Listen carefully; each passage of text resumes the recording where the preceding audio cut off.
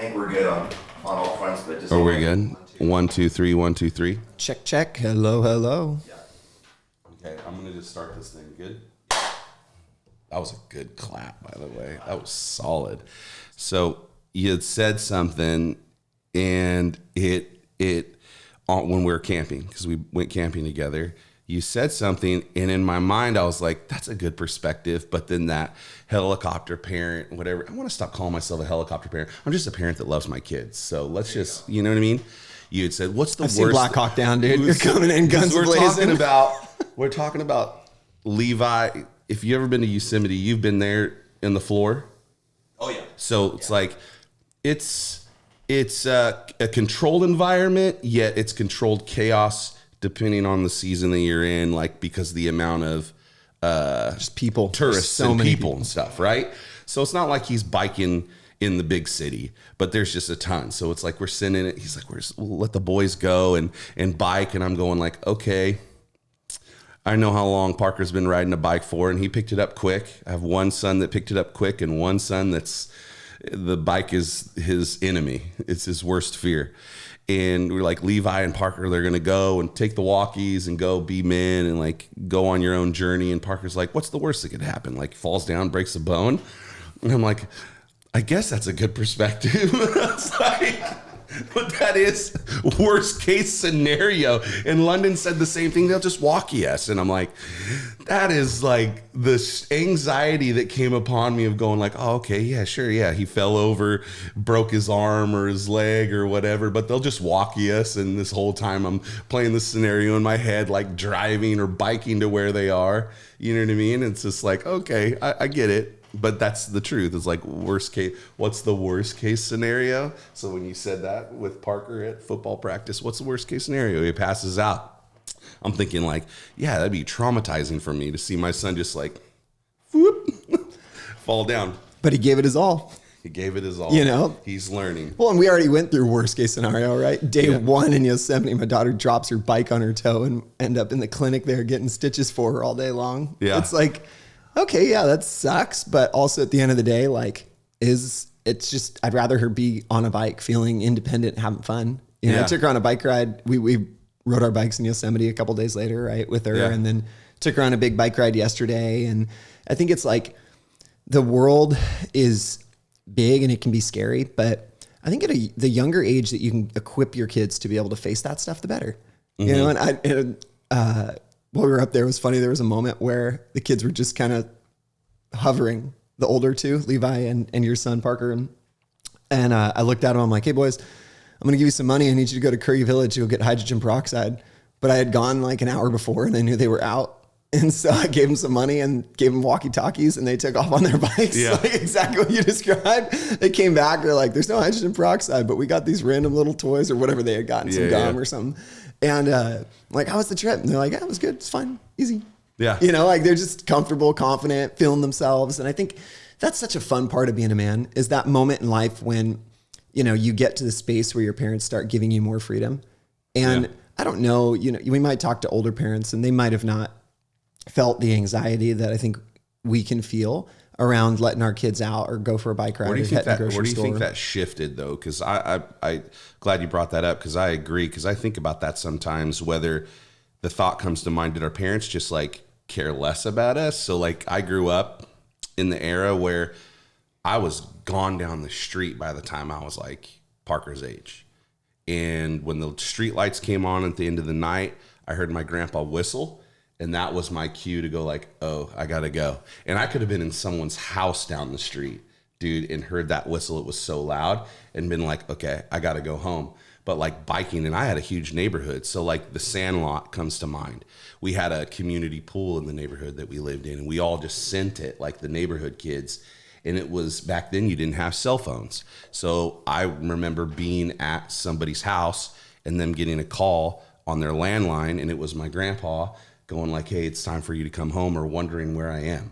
Like that type of mentality. I think about that now and I go like, if I didn't have we can get into this too. I think this would be good conversation about when the appropriate time to know to give your kid a cell phone, right? So we just got Parker, my 12-year-old cell phone. We've talked about the parameters and reasons why we did that. But in a day and age with no cell phones, like I can't imagine going like, where's my son or where's my kid, right? That would just, you know what I mean? What happened in the shift?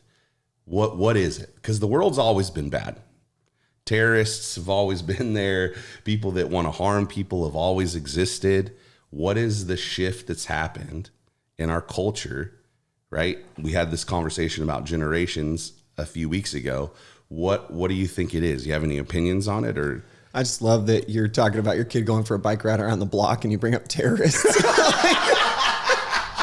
Like, dude, wherever your talk mind about is, worst case scenario. I'm like, this is crazy, like, dude, Shane. Listen, they came out with movies like Taken, This is right? crazy. And it's literally damaged my mind. So you go like worst case scenario, he breaks the arm. I'm like, worst case scenario, he ends up on a milk carton. Like I'm going the next level, dude. Wild. You know, and then the Christian mind comes up. Well, aren't you trusting God? And it's like, oh, okay.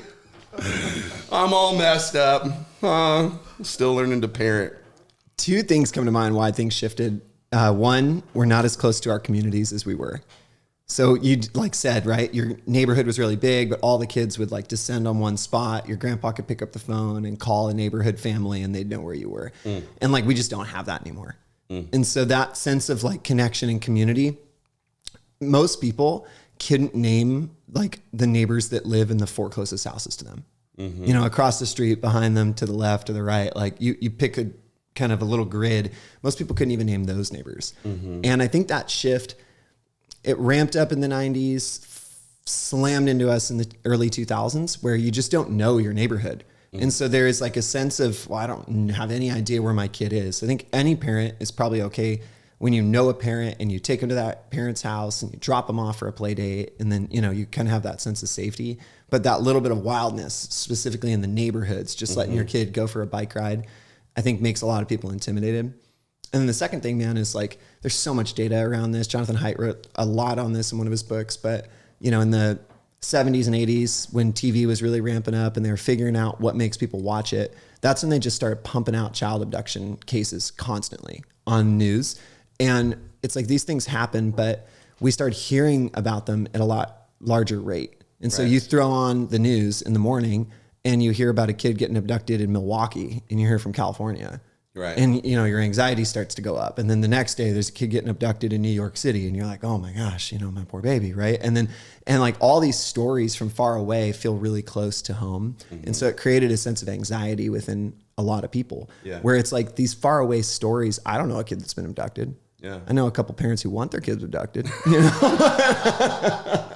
I don't know anyone that's been abducted. They shall not be named. No, and like not to make light of it, but I think to just put into perspective, you have to kind of face some of like what culture and news wants you to think and believe with actual practical experience in your local community. And it's not that those things can't happen, but if that's your fear, it's like, well, do you want to just keep your kid indoors all day? Yeah. Or do you want to equip your kids to be able to handle a situation like that? Right. And so, dude, we have like a heavy bag in our garage. My kids all know how to kick some dude in the nuts so hard it's not even funny, make them bleed. Like, I mean, you know, because I want my kids to feel equipped. Yeah. You know, like, and we don't make it scary. We don't make it weird, but they know what's up. And then they're allowed around the neighborhood with their bikes. And we have a friend who lives like 5 blocks away. It's easy. It's like you get to that friend's house, just have them text me. Yeah. You know, and then they take walkie-talkies and it's fun. Like I'll turn one on super loud when I'm washing dishes and the kids are out about or whatever. And it's like, hey, Noah, where are you? You know, and I just love that for them. And so for me, dude, I think the pros outweigh the cons. Yeah. If you lose a kid, I can have another. Just kidding. And I think too, like, and that was one of the things, I'm probably getting ahead of myself with these questions, was like, our world's really small that we live in. So like when we just went to Yosemite, right? The best. And right in the valley floor. On the valley floor. And to be honest, this is my first time. And I'd seen pictures of Yosemite. I've had friends that have gone and they've posted like the waterfall stuff. And it's always been like a goal of mine. I want to go see a waterfall because it's always just looked amazing. And so we go, and this place is legitimately more beautiful, like to the T, like not under, like it is not undersold. I mean, oversold. It's not oversold. Like this, it was absolutely pristine. Like the weather was perfect. it was the best vacation I've ever been on. It was absolutely beautiful, right? But one of the things that I experienced while going there is it helped me understand that my world is very small.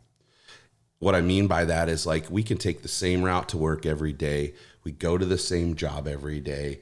And unless you're a person that travels for work or travels for leisure, like you live in that little bubble. So everything that you know is in that little bubble, right? But when you take a step out and you take a step back, it's like, whether that's going on a mission trip to a third world country and understanding, like, oh, I have the wrong mindset on poverty, or traveling to where we went, Yosemite, or some people that get to go to New Zealand or Italy or any of the other beautiful places in the world. You go like, man, there's so much more, from the architecture to the actual stuff that God created. And like, the stresses that I have probably don't need to be as big as they are, right? But so with that being said, on this topic of even kids and their independence, we live in California, where we probably have a different view and raise children differently than the town in the Midwest that's got like 2,000 people. Somebody's listening to this podcast and they're like, sometimes I let my kids go out. I don't see them for 24 hours. You know what I mean? And that's normal still, right? So a little bit of this is the society that we're in too. We're in I would say California as a whole, even though there's some cities that are, what's the word? Not suburban, but rural, right? We live in pretty much a metropolis type of, for the most part, LA. We're outside of LA County. Some of those cities like New York, things like that, you hold your kids tighter. Midwest, there's open plains. You could see them 2 miles down the road. It's so flat. You know what I mean? So, but a question with this too that came to my mind when I was wanting to talk about this was, with our kids, we're training them to be independent. We want them to become independent for whatever multiple reasons. Then when you come to the Lord, it's preached like, not your strength, his strength, not you doing, him doing. And so it's almost like this, hold on, I thought I was supposed to be independent. So I'm like, what is the correct mindset and shift to where it's like we're wanting to become these independent people, to where we're in the wild and we're in life and we're growing up and we can realize that we can do these things. And then all of a sudden it's like, well, hold on. Like, from the spiritual side, the message is, don't do anything outside of God's strength, right? Like, he's the one that helps you do things. And I think people get twisted in that, to where then the pendulum swings and they can do nothing because the message is God's going to do it for you. And you find yourself back into this helicopter parent mentality as a grown adult, and you're all twisted up going like, well, when am I supposed to do it? When is he supposed to do it? What is that? You know what I mean? Like, just a weird way that we transition through life. And so I don't know if you have any thoughts on that, but it was really interesting to me. Like, how do you, I think one of the books that you and I both like is John Eldredge's book, Wild at Heart. And the 3 things that he talks about being out in the wild that a boy is trying to discover is, do I have what it takes? Am I powerful? And do I have what it takes to protect and provide? Right? But then as an adult, you go like, you're not the provider. God's the provider. It's not your power. It's God's power. God says that his power is perfected in your weakness. And so where are your thoughts on this, like, seemingly contradicting thought process on how we're supposed to raise our children to be independent, to discover their strengths, yet then they come to like meet God? I just threw up a lot. But it's the wrestling of a parent. And as a man too, I think it just ramps up, because so often we're not equipped as men. We haven't had someone do this for us. So often we haven't had someone sit down with us over years and walk us through like really growing up. Mm-hmm. And so a lot of manhood is growing yourself up. Right. And then all of a sudden, man, you got a wife and you got kids, and your kids get to that stage where you really are realizing, I'm called to help raise this child, like really raise this child, not just change diapers, but like help form their mentality and how they view the world and how they view themselves. And I think it's one of God's great gifts is it reveals the cracks in your own self. You know, so like whether you're a dad or whether you're just a man who's exploring like this stuff, I think that the principles here for raising a kid are the same as raising yourself. And so I have a good friend, he's a therapist who's just, man, like changed our lives, Lennon and I. He talks about these stages, kind of 4 stages, going from child, which is totally dependent, like needs you for everything. You know, if the child doesn't nurse, the child dies, right? Like everything is they're dependent on you. Then you move to, hopefully, you mature to a stage where you feel like you're independent. So that's like teenage years. You know, it's where the kids, and I know for me, I was like, I don't need you, Mom. I want to do my own thing. You know, 12 years old, I'm like, I'll go get a job if you don't, give me some money or whatever, right? And the kid begins to wrestle through what does it look like to be like independent, on your own, feeling that. And that stage is important to the point of the questions you read from Eldridge. It's like, do I have what it takes? You know, that's where you start to realize in some areas I do, in some areas I don't. But then hopefully as you mature, you mature past that. Because if you're just independent as a man and let's say you get married or you're in a church community or whatever the situation is, you're going to always kind of want to lone wolf it. That's a low stage of development. That's not a stage of development that's going to keep you in a space of health.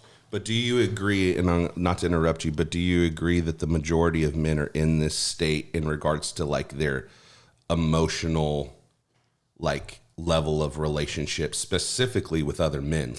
So like for an example, we don't share inadequacies, intimacy issues, things of that nature. We take, whether maybe even with it being vocational, like we take that upon ourselves. We don't want to burden anybody with that. That's the mindset that you typically see.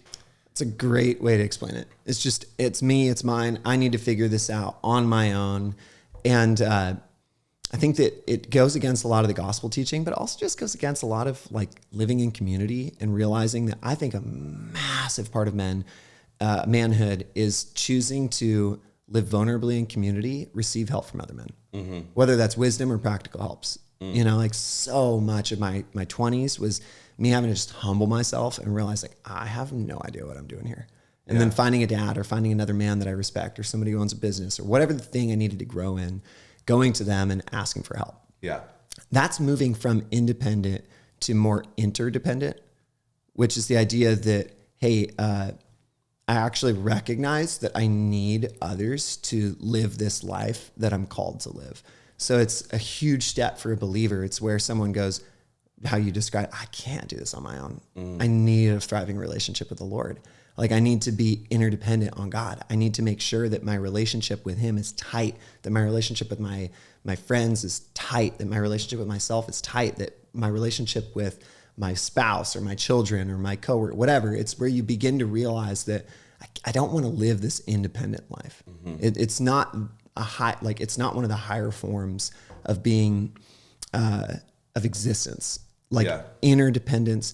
And then he talks about a 4th stage that like nobody gets to, which is awesome and daunting. You know, he talks about intradependence, which I don't fully understand it because he's too smart for me. So if I butcher this, my bad. But my current understanding of this is like, you know that you can be independent, but interdependence can almost feel like going back to dependent as a child. Like, and you kind of can see an immature version of that.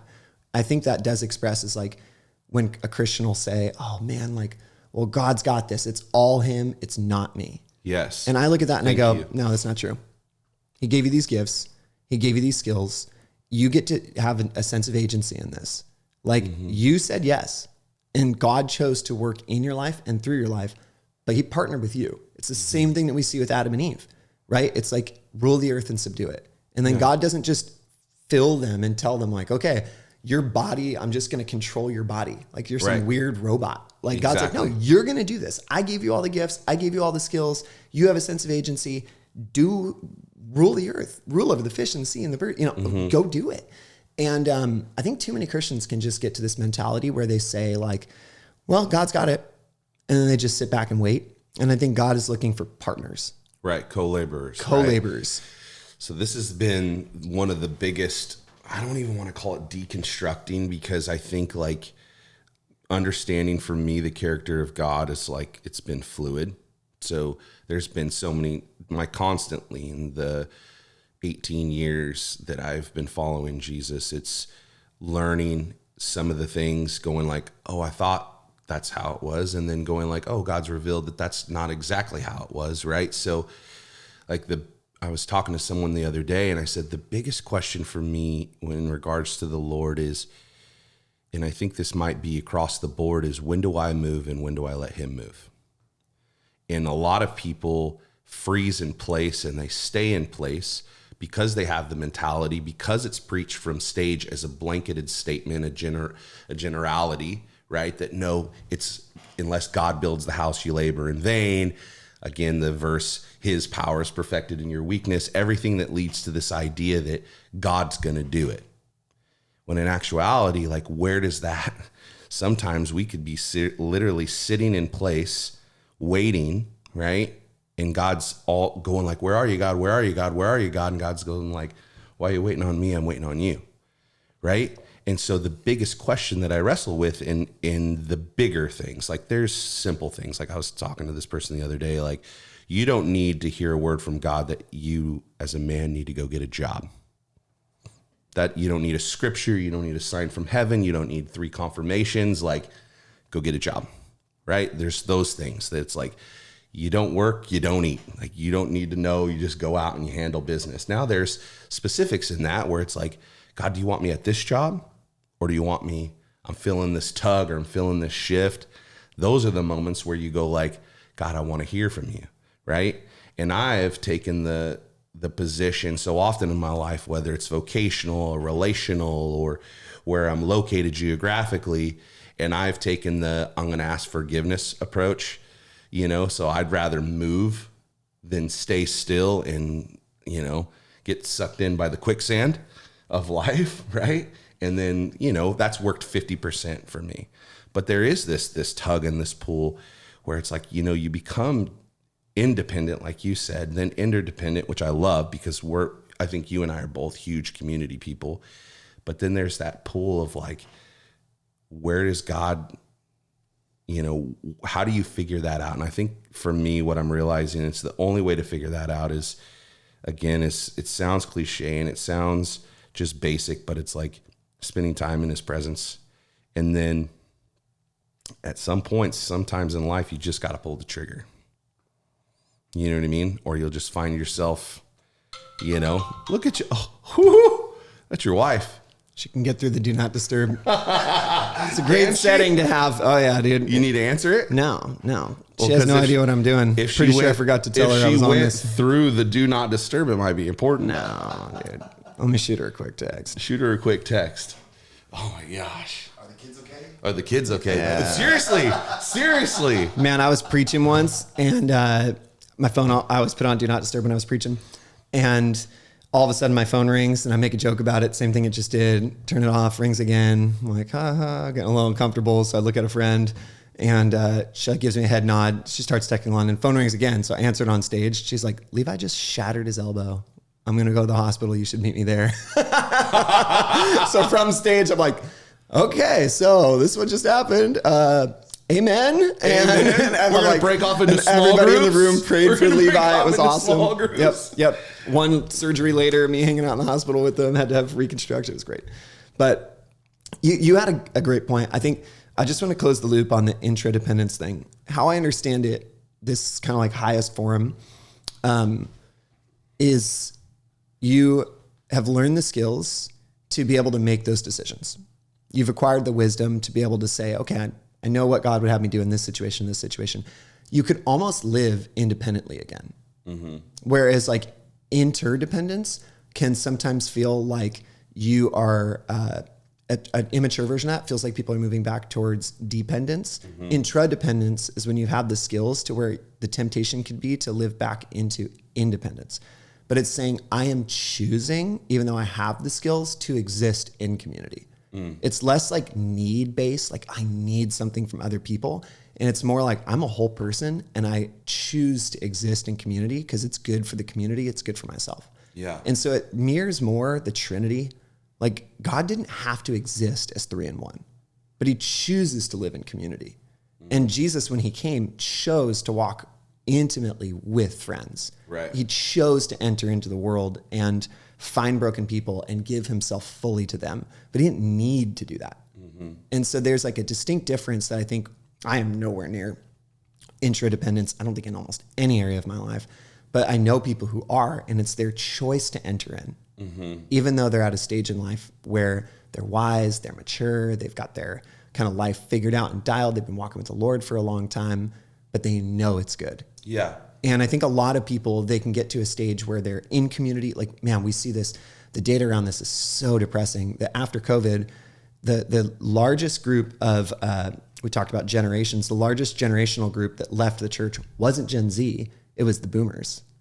Like, they have not returned to church demographically in the US. Yeah. I think it's like they lost their interdependence, and instead of maturing into intradependence, that whatever happened during that time in COVID just kind of pushed them back into a state of independence. And so it's just it's something that's so interesting. It's like, I want to mature my kids.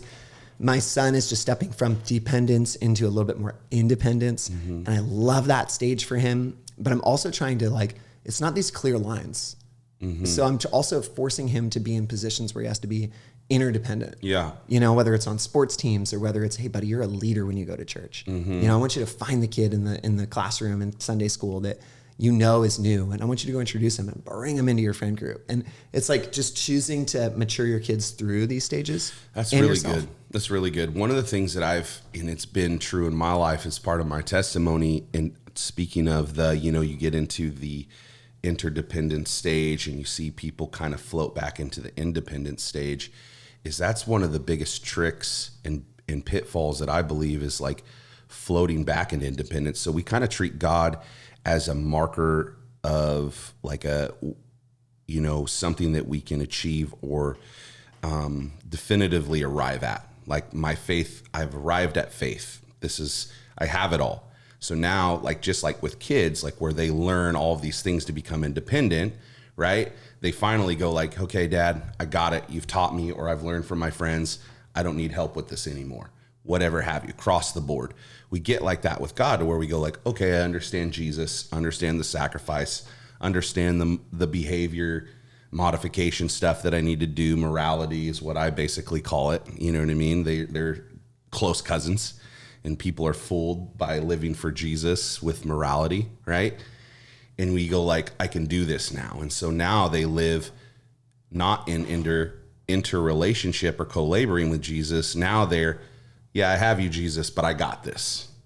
And we live outside. And so we're living in our own strength. We're independent. And then we hit a wall or we fall, whatever we do. And then we realize, like, hopefully, if you're spiritually mature enough to go like, oh crap, I need to go back to the well.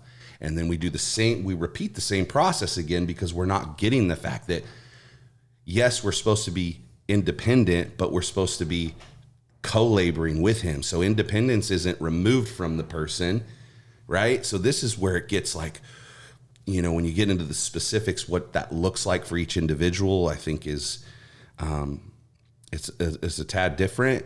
But this is the dance that I feel like every individual has to learn, because complete independence is separation, to your point. And I agree with you when you said that, the community aspect, why it shifted from us being able to play outside safely to where our view is of the world now. Community is a huge part of that. And you see that played out in Acts. Acts 2 is like, if I think about this all the time, and you can agree or disagree, I think the whole Bible is amazing. It's flawless from cover to cover. I think it's all beneficial. But sometimes I think to myself, if I just had the 4 Gospels and a little bit of Acts, I think I could do like less is more. And to where it's like, if you just take what the church did in the very beginning, in Acts 2, it said they were constantly in fellowship. They were devoting themselves to prayer and the apostles' teaching. And then they were breaking bread together. And then it goes on to talk about how they were selling their items, and they were all just living in this perfect order that was beneficial, not only just physically, but spiritually. And so how do we do that, get to that point in a church where you come in on a Sunday, a couple hundred people come in, our church, I think, really does this very well, where you have a lot of lingerers to where it's like I'm flicking the lights on and off 45 minutes, an hour after service, going like, hey, guys, love you to death, but it's it's football time or it's nap time or whatever it is. Time to go get lunch. It's always my family and a couple other families we know. Got a load of people in there. But for the majority of churches, like, they haven't crossed into this community part of life where it's like doing life together. And that can be messy, especially if you have, two working parents. Your wife works, my wife works, we have kids. They're doing sports or doing extracurricular activities, whatever have you. It's like Sundays, they come in, they want to check a box, they're out. But the community aspect is so vital for like a person's growth. Like Parkher going off and being independent, biking by himself into Curry Village. That's one level. Him going off with Levi and those bros doing it together, it creates something different, right? I don't know, like, put my finger on exactly what that is, but like, to your point, the strength in community and in teaching our children, correcting ourselves, because I could become a little hermit-like as I grow older. My grandfather on my dad's side and my dad very much love to be by themselves, have their solid routine, are totally fine seeing people on Sunday and not like interacting with anybody else during the week. I can see myself like getting to that curmudgeon old, like it's just a little tinge of going like, I'm going to check out. I like my me time, my alone time, which is healthy, right? We talk about the wilderness. Jesus, Elijah, Moses all went to the wilderness and were alone. So don't hear what I'm not saying, but yeah. Anyways, long story long. So I want to get to one of the questions here before we end, because I want to talk about the wilderness. We talked about in the beginning, we just went to Yosemite. You've gone to Yosemite a few times. I grew up glamping is what we like to call it. RV camping with my grandparents, fishing, doing some of the things.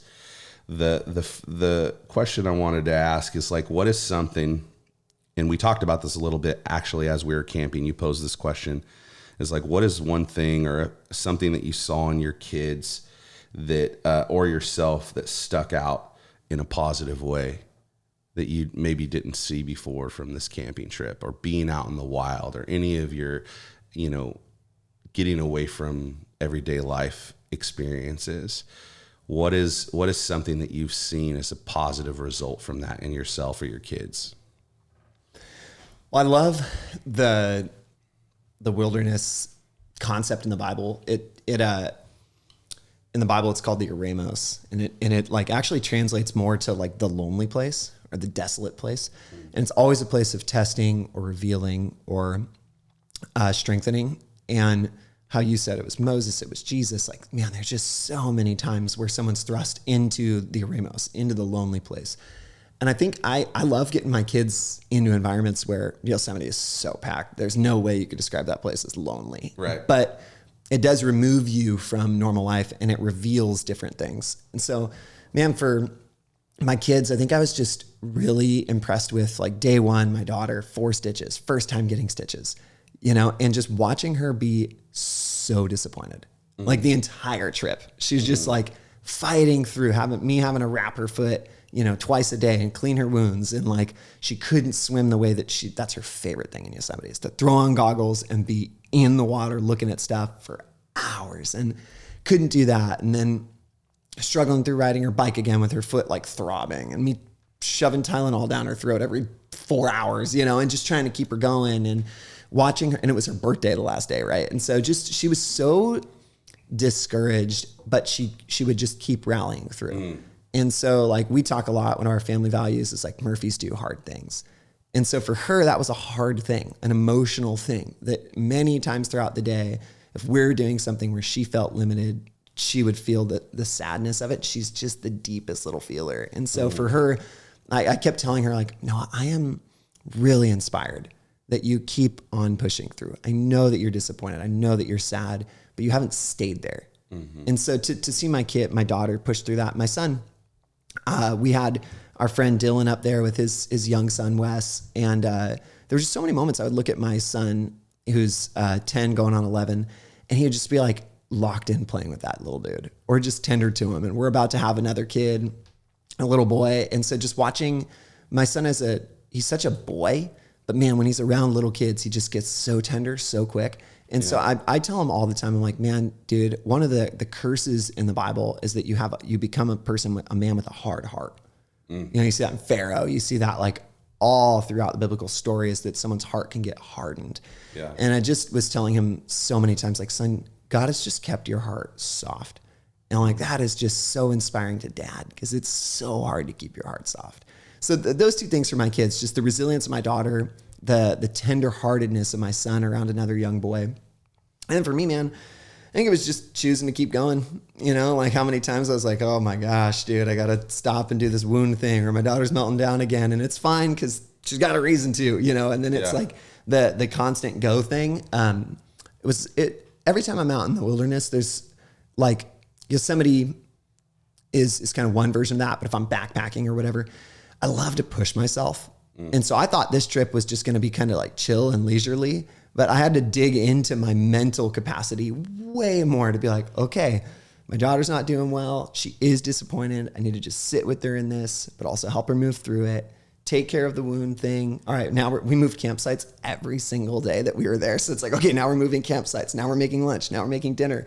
It's just being out and camping for long periods of time is so much harder than real life. But it also is just so resetting. It strips you down to your basics. No, it was for sure resetting for me because I realize this now. So like we had planned 2 weeks of vacation, 1 week in Yosemite, and we were going to do a staycation this week to like recover. I now know 2 days into the staycation, I can't do that anymore. Like if I'm going to be on vacation, I have to unplug like fully. So that was one thing being out in the wilderness that I already knew about myself in regards to my phone. But as soon as we went into the wilderness and there was no reception, it was like this bit of panic's too heavy of a word, but like this, oh crap, I'm off grid, like I'm unplugged, like, and it wasn't as if I'm like, my favorite thing ever. Now you understand why I go camp in weird spots. And I was telling London this, it's like, and I think it's like it's a few days for that feeling to go away. Right. And then once it does, like, okay, sweet, this is awesome. And my prayer on the final day was like, Lord, I'm going to go back down the mountain. And I got another week off. It's like, I want to carry this mentality, because like I said, like when you go camping, it pulls you out of your small world, which depending on what you live in and your reality, can feel very stressful at times. There can be pressure. There could be, trials, whatever you have it, you know what I mean? Like, and so there's this pressure that comes, but when you pull yourself out of that world, you go like, man, like God has created such a huge, the possibilities, like just opens your mind to all of those things. So on the last day, I'm like, God, I want to hold this mindset so close, so tight, just like protect it. Like, don't let it go. Just like Lenny. And as soon as you come down the mountain, phone calls, emails, life, reality. And I'm the type of person where I have to clean my plate before I can rest. And I already know the reality and the facts is the plate's never fully clean. So I live in this torment of going like, okay, get this done, and then I can relax. Because if there's stuff there, I hate procrastinating. Procrastination, like my wife is on the other spectrum. She can compartmentalize in this area really well. I can compartmentalize in other areas where she can go like, we'll leave that. We'll leave that. And I'm going like, I'll sit on the couch and I'll see a sock on the floor and I'll be like, okay, I'm relaxing. And I'll look over at the sock and I'm like, I'm relaxing.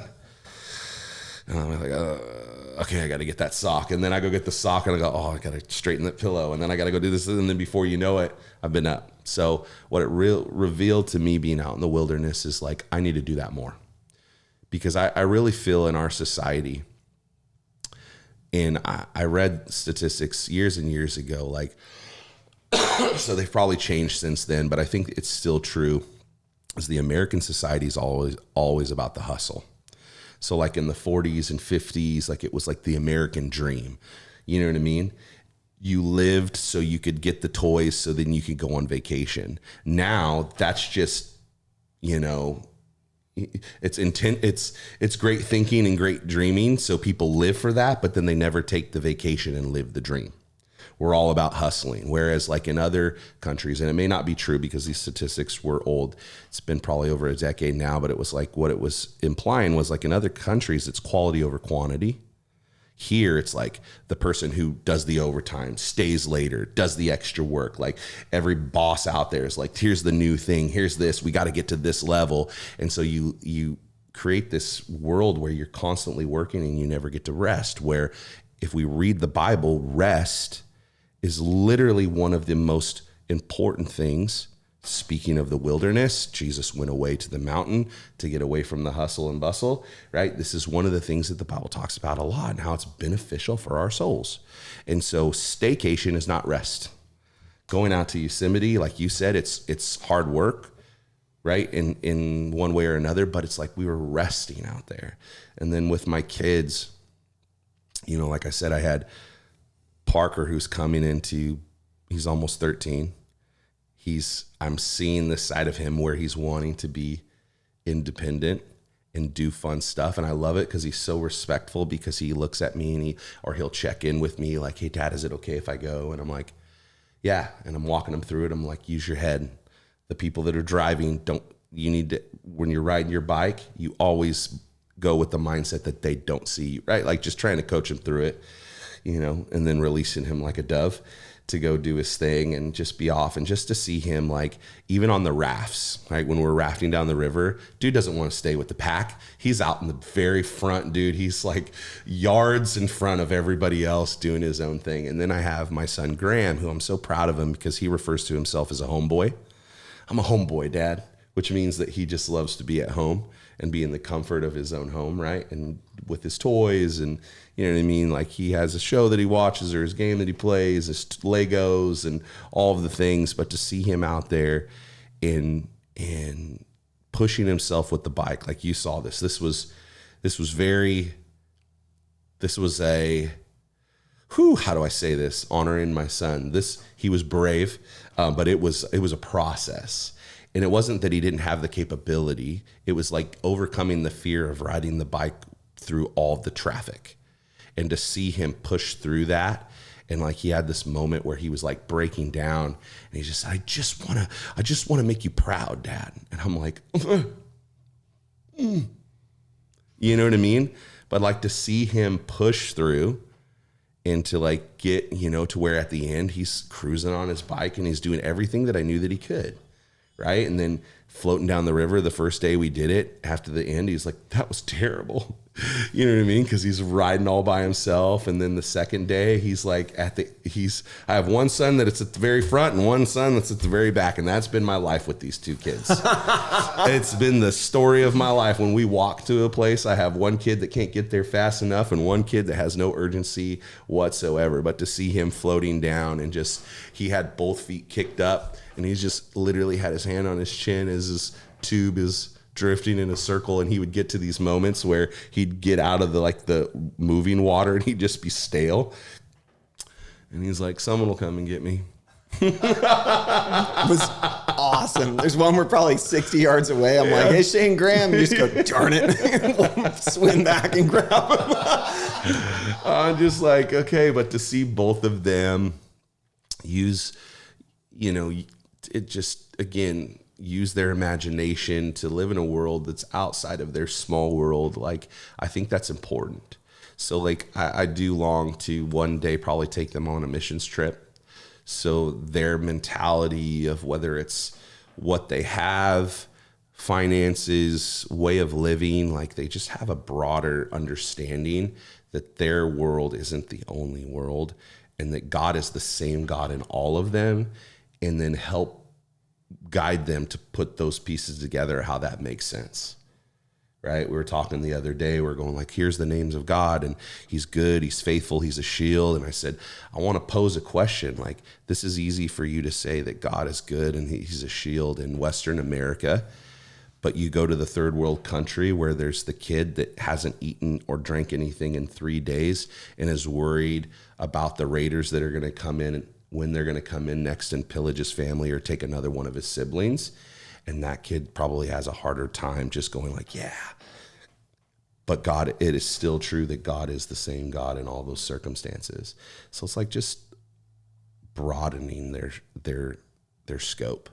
And I long to do that because I want them to not be narrow-minded, but I want them to be like, yeah, live in a world that's bigger than theirs, to not beat the drum. So we could keep going and going, but I think we're probably at the end of this conversation. You have any last thoughts or words, or you know what I mean? I think just wherever you're at as a man, raising kids, not raising kids, find community.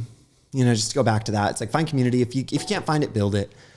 So many times in my life, I've had to build community and move from, probably most guys listening to this, if you're younger, hopefully you're moving, you're in a space of independence. Choose to be interdependent. Mm-hmm. Go serve at a church. Go find some friends that you could say, hey man, I want to do this Bible study with you, and be vulnerable, be honest with them about what's going on in your life.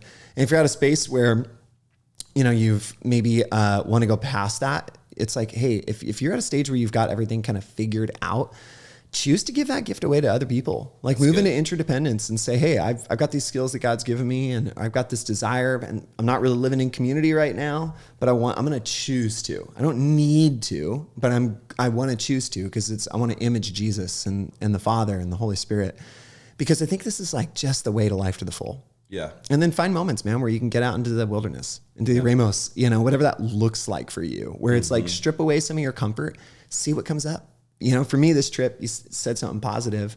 You asked us to talk about something positive, but man, I realized, like, oh my gosh, I could just get so frustrated. And then that can mount to this place where, like, last day I was just like, I am fried, dude. It was like, I just want to sit by the river and read a freaking book, Yeah. And it exposed in me this need to, like, I need to work through, develop some skills that'll help me work through some of that stuff. So, man, the wilderness, it's a great revealer to just see what's really inside. Yeah. And then you take that to the Lord and you get to work on it together. Yeah. Yeah. That's so good. I love it. Let's get out there again. Dude, I'm already, whenever we can book next year, I want to book it. Let's go. Well, Carissa's like, we should go back in a month. And I'm like, listen, I know me. I don't want to get used to Yosemite. I want to wait. Want the wonder. Man, I've been was so beautiful. And 40, 50 times, and I'm still not used to it. So it still takes my breath away. You know what I mean? Like, I want it to stay like that pure thing, because that really was. And for the week, like, sleeping in a tent and, like, watching Parkher sleep in the hammock and just all of the things. It was just, honestly, it was amazing. It was really an amazing time. And just going with you guys, like, I just had a blast. And I know you coordinated and did all that, so I just appreciate you. But it was so much stinking fun. Like, I can't wait to go again next year. And Broughton, if you want to get on board, dude, like, we just, talk about community. We'll just claim every Lower Pine campsite that's over there. Oh, dude, we saw, obviously, okay, people are like, oh, you saw a deer. It's like, well, when's the last time you saw a deer in the wild? And then like, right through my sights before it stopped breathing. Which, okay, you kill animals. That's fine. You eat them. That's right. Cows, not deer. But we saw bear, right? We saw all kinds of critters out there, dude. It was legit. It's cool. So I can't wait to go back. So, let's get back out there. Yeah, we'll go back. So yeah, I hope you guys have some takeaways from this. I think we said some things that minister to me. It's like the power of community. Independence is somewhere where we long to raise our children to get to, and ourselves, but independence is not separate from the Lord. It's meant to be co-laborer. Like, there's a lot of things. So hopefully you got something out of it. And we'll continue the conversation next week. Talk about something fun. Till then.